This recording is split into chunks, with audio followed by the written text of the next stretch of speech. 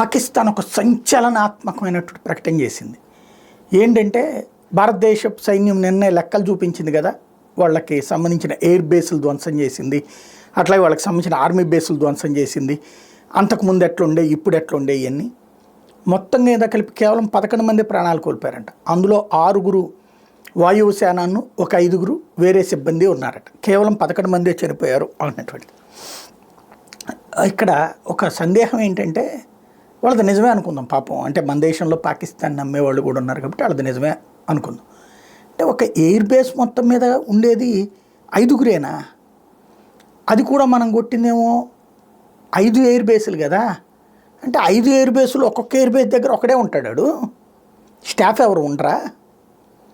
అది పాపం మన దేశంలో వచ్చేటికి ఎయిర్ బేస్కి దగ్గరగా 200-300 మంది ఉంటారు కాబట్టి, అంటే వాళ్ళ దగ్గర మ్యాన్ పవర్ తక్కువై ఒక్కొక్కళ్ళే ఉన్నట్టున్నారు. అంటే యుద్ధ విమానాలన్నిటి కలిపి 100 విమానాలను, 50 విమానాలను, 20 విమానాలను ఒకటే తీసుకెళ్తాడు అనుకుంటా.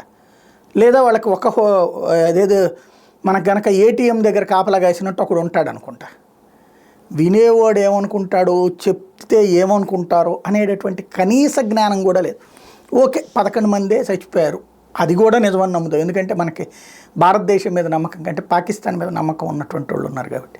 సరే, తీవ్రవాదులు ఎంతమంది చచ్చిపోయారు, అక్కడ జరిగిన దాడుల్లో ఎంతమంది చచ్చిపోయారు, వాళ్ళలో తీవ్రవాద నాయకుల పేర్లు ఏంటి, దాంట్లో కూడా సామాన్యులే చచ్చిపోయారని కదా వీళ్ళు చెప్పింది.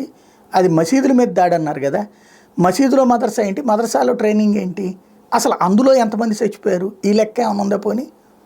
అదేమన్నా చెప్పారా అంటే అది చెప్పరు.